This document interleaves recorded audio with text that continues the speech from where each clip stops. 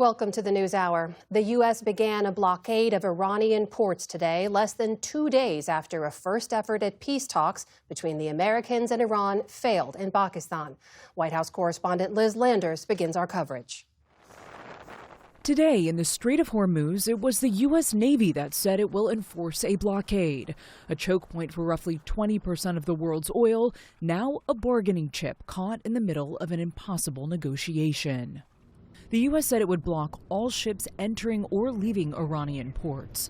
President Trump issued a direct threat, warning that if any Iranian vessel comes close to the U.S. blockade, it will be, quote, immediately eliminated. And today said there will be no deal until Iran gives up its highly enriched uranium. If they don't agree, there's no deal. There'll never be a deal. Iran will not have a nuclear weapon, and we're going to get the dust back. We'll get it back. Either we'll get it back from them or we'll take it.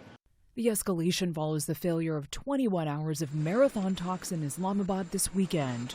The negotiations were meant to turn a fragile ceasefire into a broader agreement. Instead, both sides walked away, blaming each other.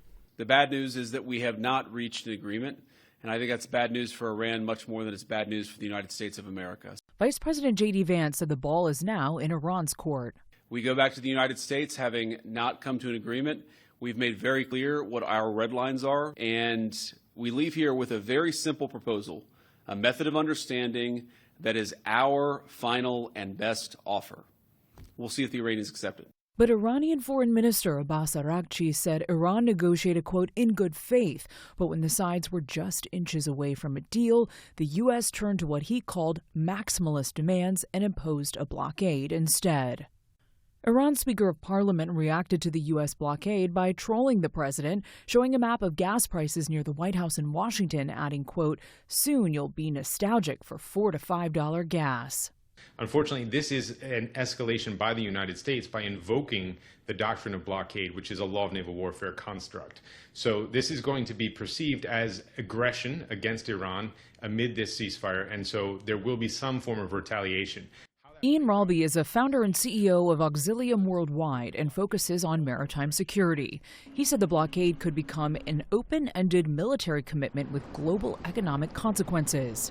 If the American blockade actually does function and it does suspend any movement through the Strait of Hormuz, as it is likely to do, we're actually going to see a further increase in price.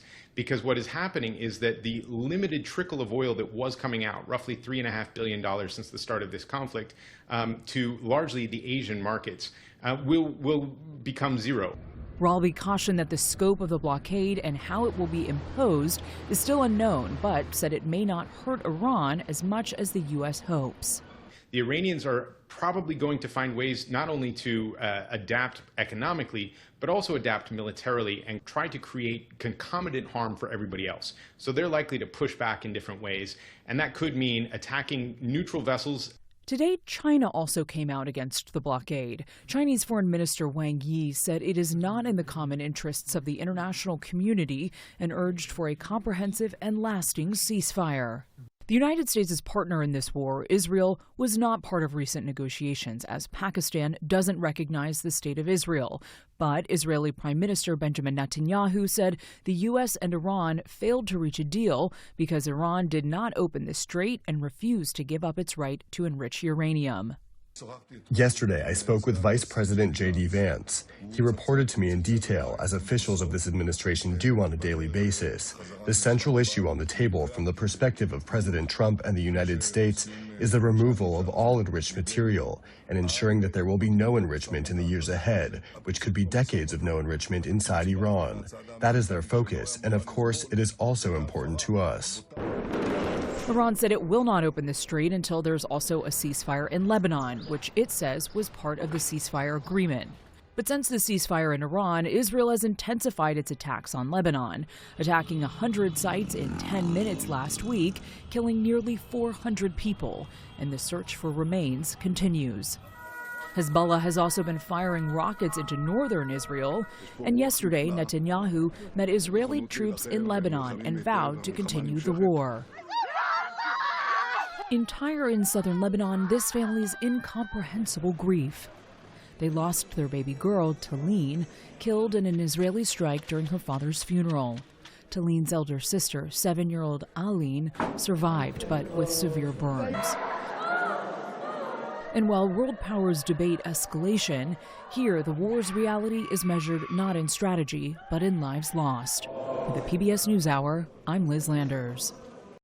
Support journalism you trust. Support PBS News. Donate now, or even better, start a monthly contribution today.